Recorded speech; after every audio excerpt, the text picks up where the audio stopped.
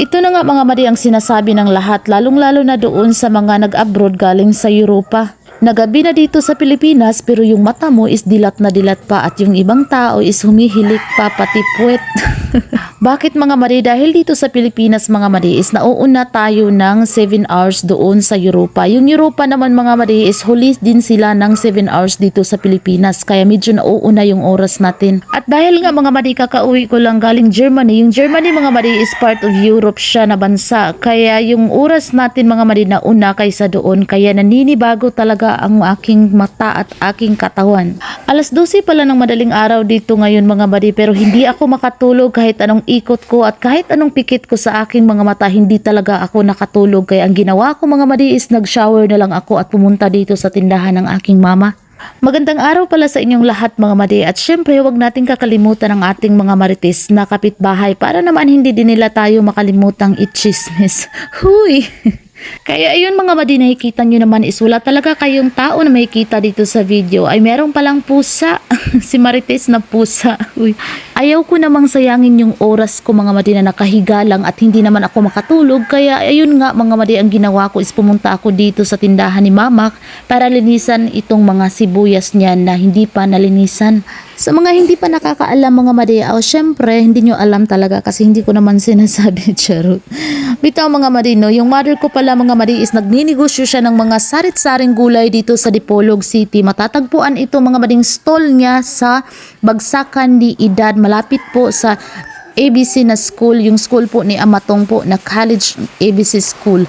So dito niyo po matatagpuan ang pwesto ni mama sa stall number 21 and number 22 po. Lahat po ng gulay niya is mura lang po dahil galing po ito sa bukid namin, fresh na fresh po. Meron po tayong Chinese, kangkong, kalabasa, ayan, repolyo. So yung iba po hindi pa po nalinisan tulad po nitong repolyo is hindi pa po yan nalinisan kaya ganyan ang kanyang hitsura. Ayan, may talong tayo. Sinong mahilig sa talong dyan?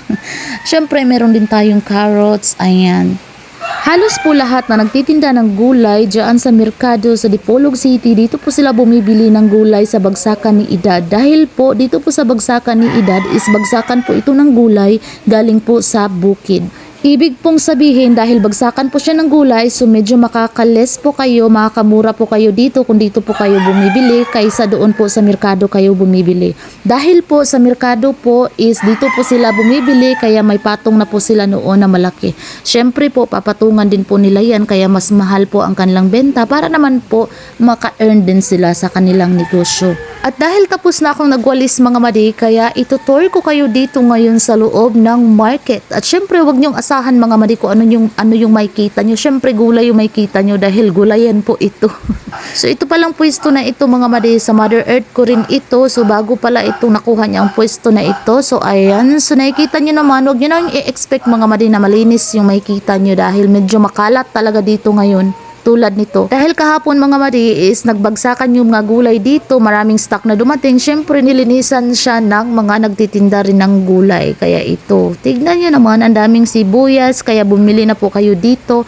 Mas makakamura lang po kayo dito. Promise po yan dahil ang lahat po nagbibenta dito is pantay-pantay lang po ang kanilang mga presyo. At depende na po din iyan sa kung meron pong mas mahal yung binilhan nila. Pero mostly po is pantay-pantay po ang kanilang presyo dito. Kaya bili na kayo, unsa pa'y gihulat ninyo. Gora na!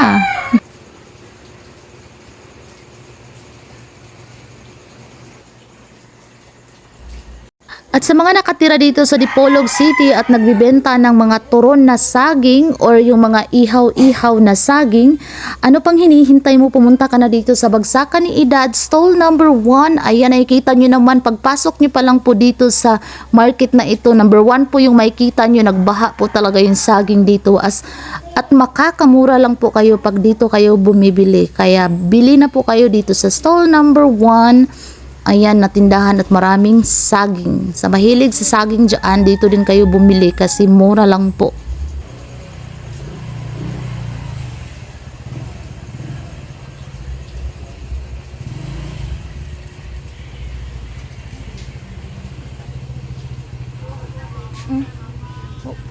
Gani o ka nabasa?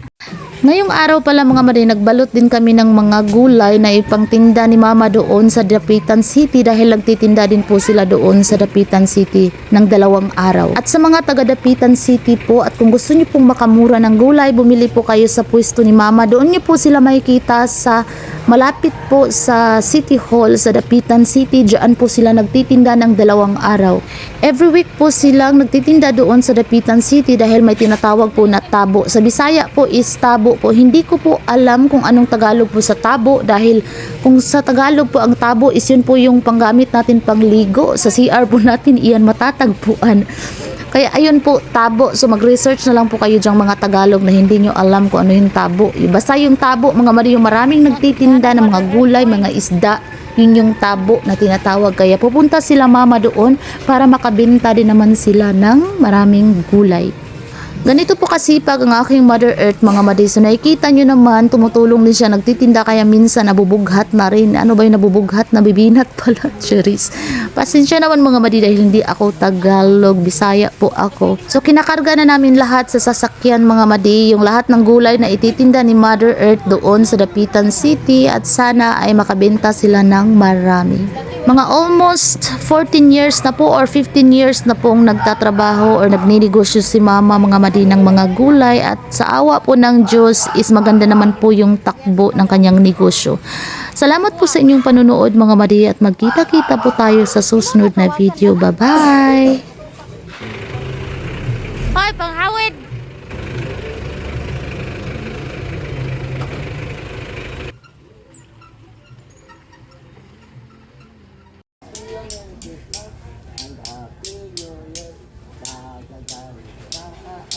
Lapit sa kinalaan, mauna kumikita, ang pagbalay niya magalagi, wala ang pagulakan, ang pagbalay niya biyahitan, awit na lando sa tanang pasko, pinalipayo